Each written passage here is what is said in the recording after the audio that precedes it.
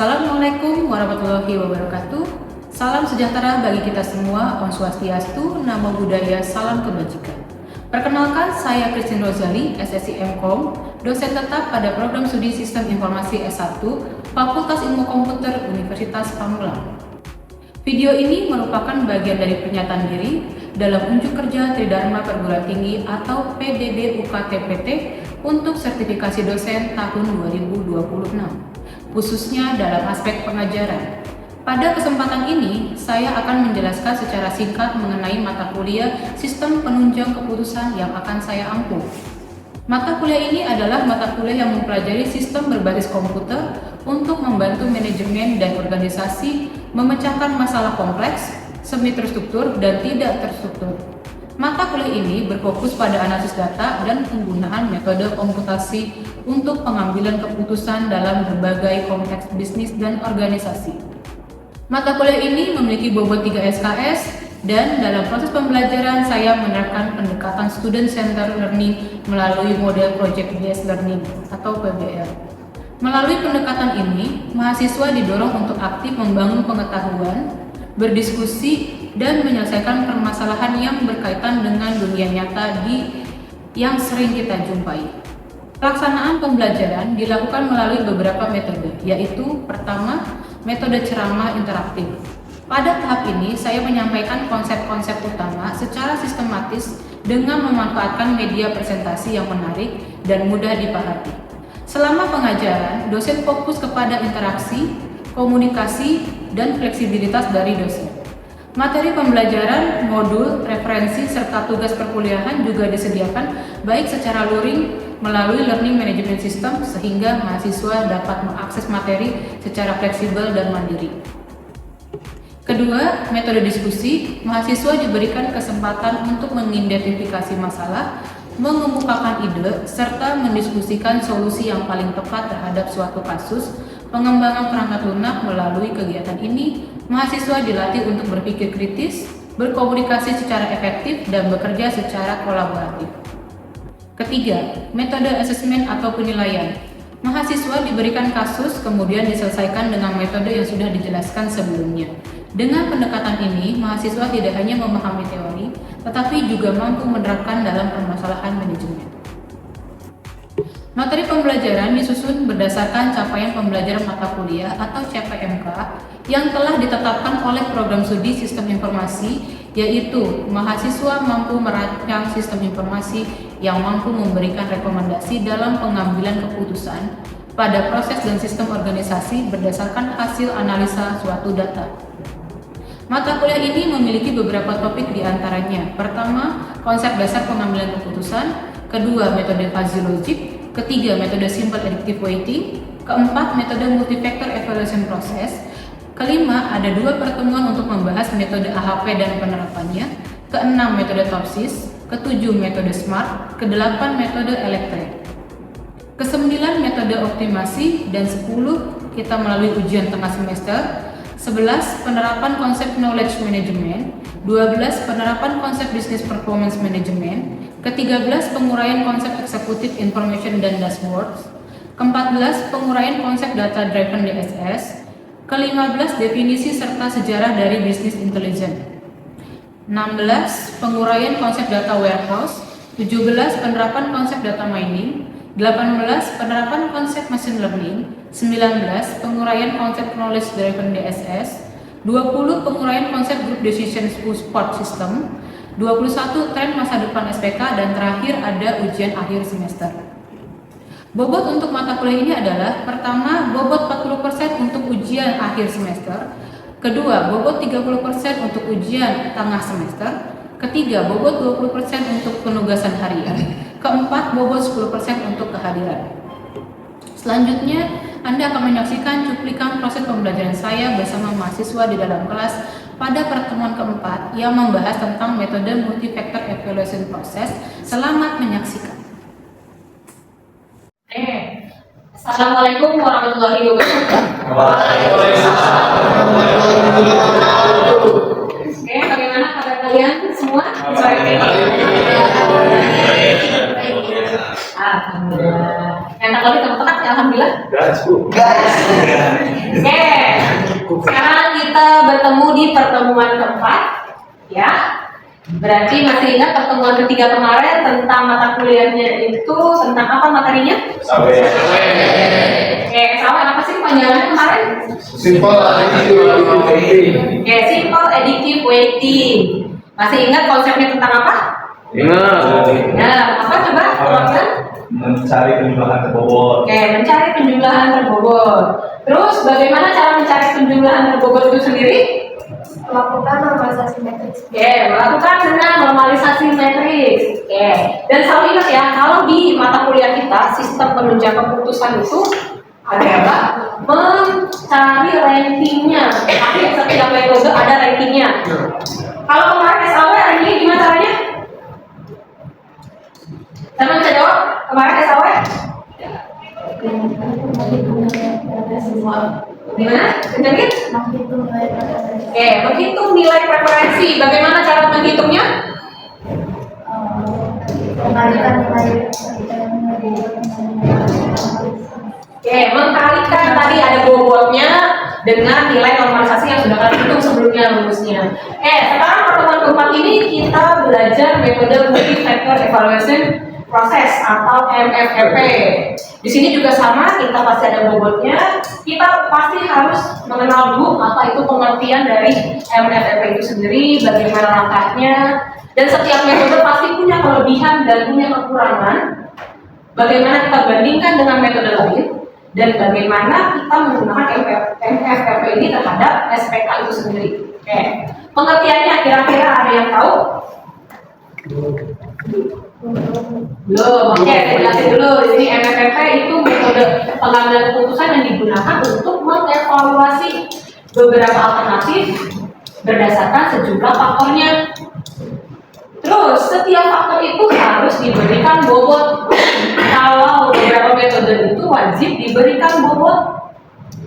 Dan setiap alternatif itu juga harus dinilai berdasarkan kinerja mereka terhadap faktor tersebut. Nah, skor akhirnya dihitung dengan cara menjumlahkan hasil perkalian alternatif dengan bobot tadi.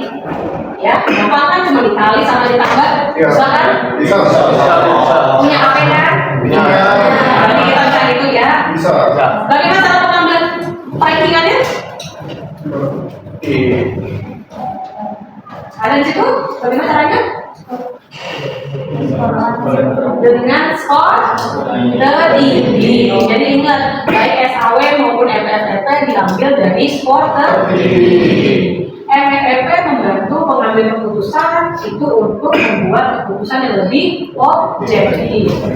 Jadi kita kalau mengambil keputusan itu nggak boleh kata si A, nggak boleh kata si B. Kita sudah belajar kuliah, banyak metode-metode yang bisa kita pakai. Next, tujuannya nih pertama membantu pengambilan keputusan yang lebih terstruktur, sehingga kita bisa rancang untuk mengorganisasi proses pengambilan keputusan dengan membaginya keputusan yang kompleks dalam beberapa faktor yang lebih mudah dikelola. Yang kedua, kita gabungkan nih berbagai faktor dalam satu analisis. Nah, proses ini memungkinkan pengambil keputusan mempertimbangkan berbagai faktor atau kriteria itu secara bersamaan. Terus, nah di sini kita pasti akan memberikan bobot yang proporsional pada faktor, yaitu memungkinkan penentuan bobot yang sesuai terhadap faktor itu berdasarkan kepentingan. Jadi kayak kalian nih, kalau milih HP, apakah langsung beli HP A? Apa yang kalian pertimbangkan? Oke, ada spesifik. Ada lagi yang lain pertimbangannya? Ada lagi yang lain? Modelnya, atau dia lebih suka warna pink, atau dia suka warna hitam aja, atau warna putih. Nah itu disebut dengan faktor-faktornya. Nah, habis dari faktor kita kasih bobot. Berarti kamu tentukan dulu kepentingannya. Lebih penting harga kah, atau warna kah, atau spesifik kah? Itu berdasarkan kepentingan. Bu, boleh nggak sih dibagi rata kepentingannya? Boleh kan, tergantung kepentingan masing-masing. Jadi kalau kalian nanti membuat keputusan dan kasih nilai bobot itu berdasarkan kepentingan masing-masing. Kecuali memang kalian sudah studi banding, baru bisa kita ada dasarnya. Oke, dan keempat, tujuannya adalah menghasilkan keputusan yang lebih objektif dan mengurangi keputusan yang subjektif. Jadi kita membiasakan sekarang mengambil keputusan, terutama di tingkat manajerial itu wajib berbentuk objektif keputusannya, tidak boleh subjektif. Kalian tahu kalau kerja ada penilaian kalian itu kinerjanya terhadap kalian itu subjektif? Semuanya objektif kan? Oke. Nah, ini pentingnya. Ada yang pertama mengatasi kompleksitas keputusan. Dalam situasi di mana ada banyak alternatif dan berbagai kriteria yang harus dipertimbangkan, maka MFLP menyediakan pendekatan yang sistematis untuk mengevaluasi semua faktornya dengan cara terorganisir. Kalau misalkan sebuah perusahaan kita mau mencari karyawan terbaik, perusahaan kan jarang ada karyawan sedikit, pasti bisa sampai ratusan, ribuan, yang paling sedikit puluhan. Nah, kalian bisa nggak langsung mencari karyawan terbaiknya? Ini kita pakai metode MFLP salah satunya, dan kita bisa mengurangi bias dalam keputusan. Jadi nggak ada tuh kita masih bingung hasilnya apa. Jadi mengurangi kemungkinan pengambilan keputusan yang didasarkan pada preferensi pribadi atau intuisi semata, yang seringkali mungkin kita itu menghasilkan keputusan yang bias. Oke, yang ketiga, meningkatkan transparansi proses keputusan. Jelas, setiap keputusan yang diambil sama sebuah manajer atau sebuah perusahaan harus ada bentuk transparansi. Seperti kalian kalau memilih ketua kelas atau memilih dosen terbaik, ada transparannya enggak? Atau jadinya cuma karena suka sama dosen A, dosen B, terus kalian pilih ke dosen terbaik sekelas. Dan pasti kan lihat dulu dosennya itu apakah mengajar dengan baik, apakah bisa menjelaskan dengan baik, datang tepat waktu, pulang tepat waktu, ngasih tugas setiap hari. Oke,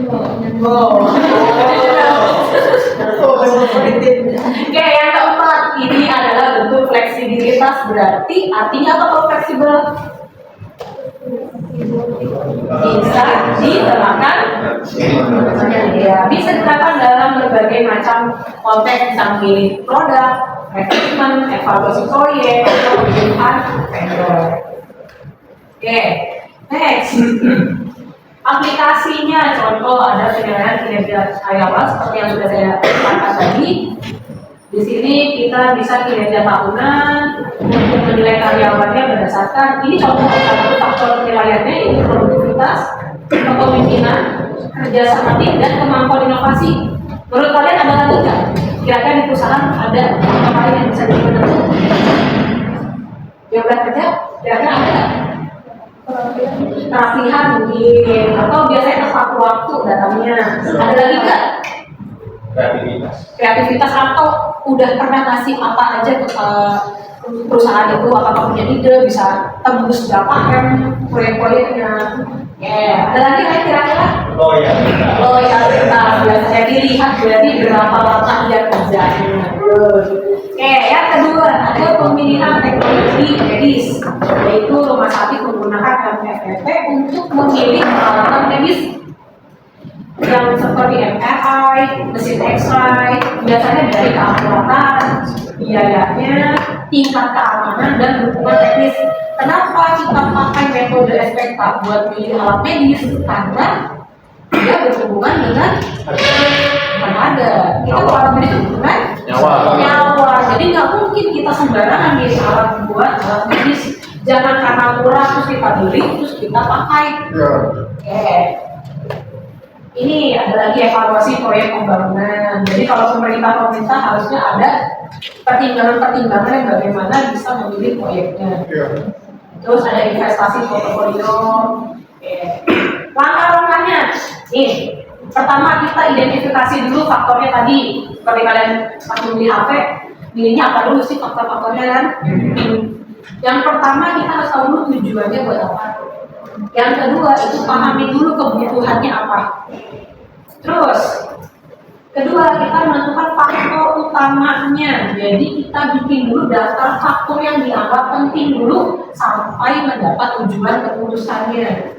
Terus baru kita klasifikasikan menjadi beberapa kelompok, faktor teknis atau biaya atau layanan dan sebagainya.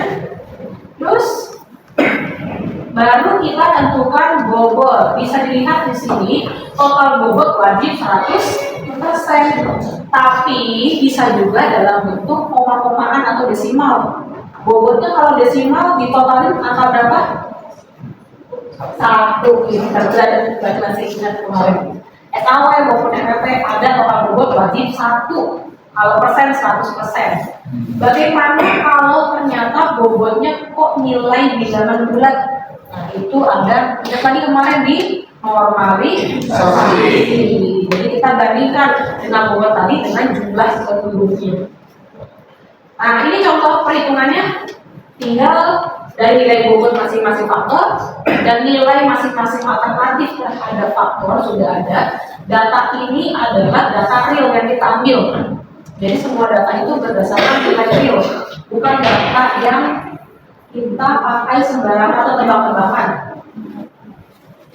Nah, tinggal dihitung perkaliannya 35% kali 100 hasilnya 35. Yang kamera 20% dikali 70 hasilnya 14. Memori juga sama, 15% kali 65 hasilnya 98. 10% kali 60 hasilnya 20% kali 60 hasilnya di total hasilnya. Oke, ini untuk konsep A, total bobot evaluasi 76,8. Terus ini juga untuk konsep B, dari hasil perkalian masing-masingnya dijumlahkan hasilnya. Terus yang C, udah tahu tadi yang A berapa? 76, yang B, yang C. Nah, tadi kan habis sudah dapat total bobot, kita perbandingannya bagaimana? Nilai tertingginya di ponsel B. Jadi kita akan memilih ponsel B. Ini sudah dicontohkan, dapat nilai skor tertingginya, kelebihan dan kekurangannya. Oke, kelebihannya udah pasti sederhana, gampang kan tadi kalian hitungnya?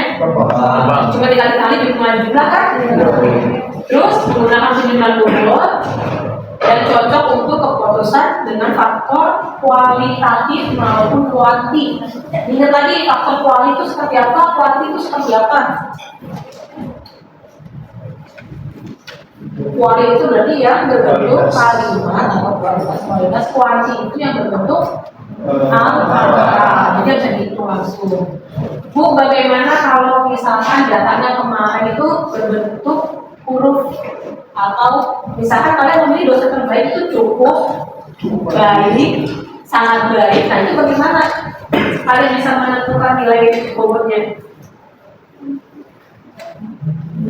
Diberikan skala, ingat lagi skala. Jadi baru nih skala 1 buat apa, skala 2 buat apa, skala 3 dan seterusnya. Ingat lagi. Kekurangannya dia tidak mempertimbangkan perbedaan besar nilai angka alternatif karena hanya jumlahin saja, kemudian tidak ada analisis terkait konsistensinya dalam penilaian kriteria dan kurang cocok untuk masalah yang kompleks. Artinya kalau masalah yang terlalu ruwet itu nggak bisa pakai MPPP, dia hanya cocok yang sederhana.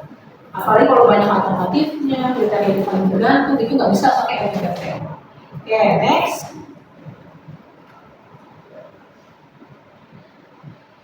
Di sini perbandingannya dengan metode SAW atau perbandingan dengan metode pertemuan sebelumnya.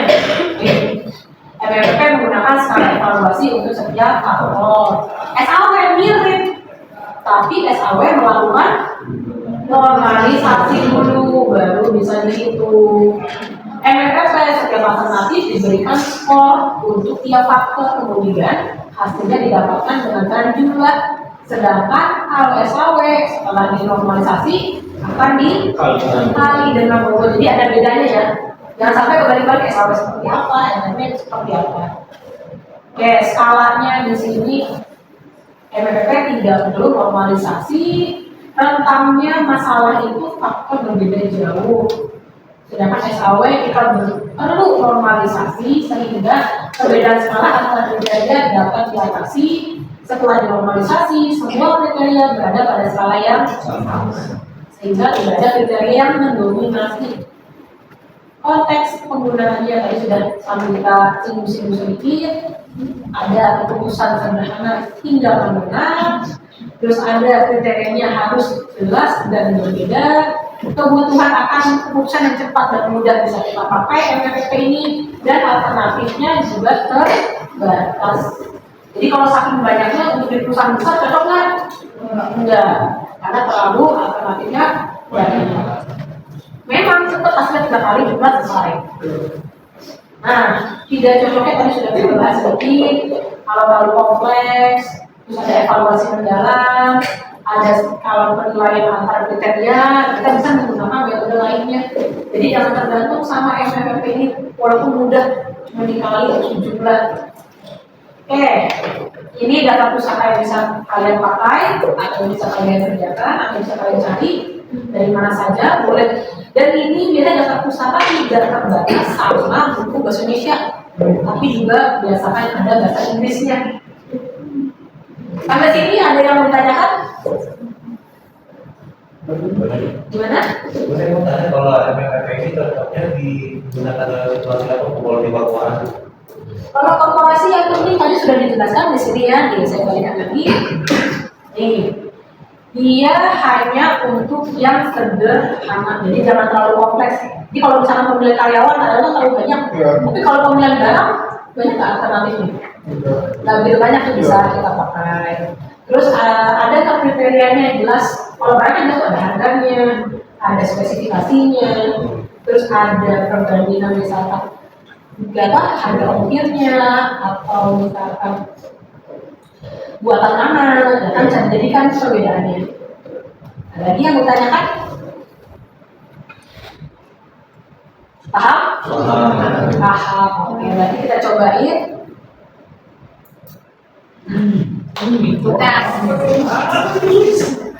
Silakan dikerjakan di buku masing-masing, coba sampai saya lihat. Di rumah ya? Jangan dong.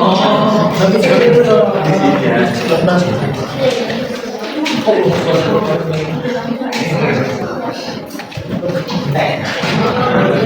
Silakan ayo tulis ya.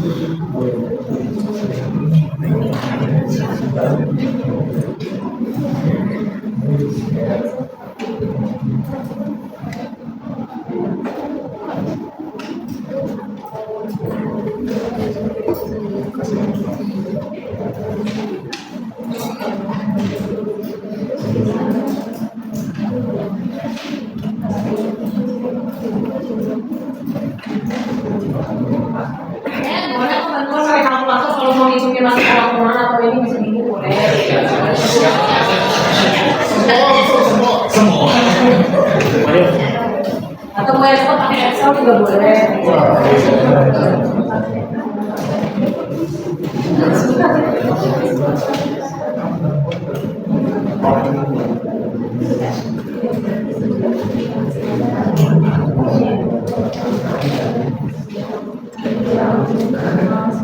Yang benar nih sekali ini benar. Iya saya paham.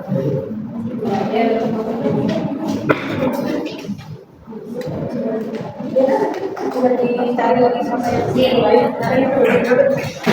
itu ya.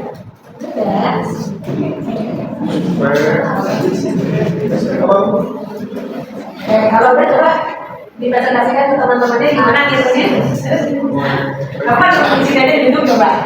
Ya tapi sudah itu tinggal dari pakai kalkulator kayaknya. Iya. Coba tadi gimana caranya? Kalau caranya itu kan kayak dari dulu tuh apa kan cetakinnya 8, saya buatnya 9, nambah lagi gue buat atas kan. Kalau misalkan C1 itu 0,4 berarti 0,8 kali 0,4, kan 0,25, jadi dikali 0,35, terus yang C3-nya 0,25, tapi hasilnya tambahin. Jadi untuk akar sendiri setelah dikalikan dan dijumlah hasilnya berapa? 7,9. 7,9. Terus kalau untuk Budi 8,15. 8,15. Sedangkan untuk Citra 7,9. Jadi tentukan siapa yang layak menjadi karyawan teladan? Budi.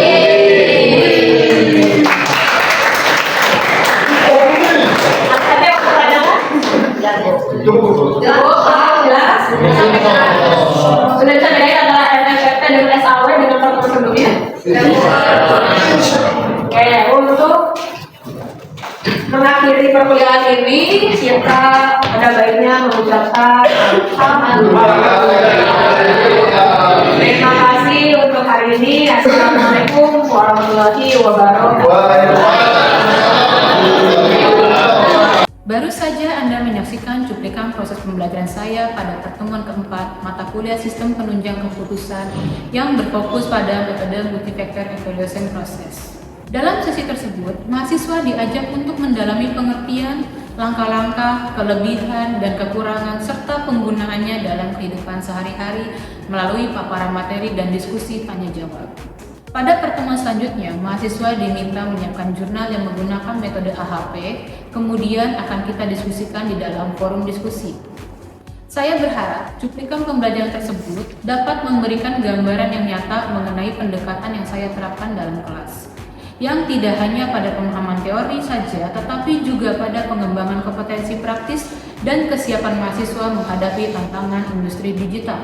Terima kasih saya sampaikan kepada Kemendikbudristek melalui Direktorat Jenderal Pendidikan Tinggi, LLDikti 4 Wilayah Jawa Barat dan Banten, serta seluruh tim sertifikasi dosen Smart tahun 2026 atas kesempatan dan dukungannya. Saya juga mengucapkan terima kasih kepada pimpinan Universitas Pamulang, kolega dosen, serta semua mahasiswa yang telah berkontribusi dalam proses pembelajaran ini. Demikian yang dapat saya sampaikan, semoga bermanfaat dan menjadi bagian dari upaya peningkatan kualitas pendidikan tinggi di Indonesia. Wassalamualaikum warahmatullahi wabarakatuh.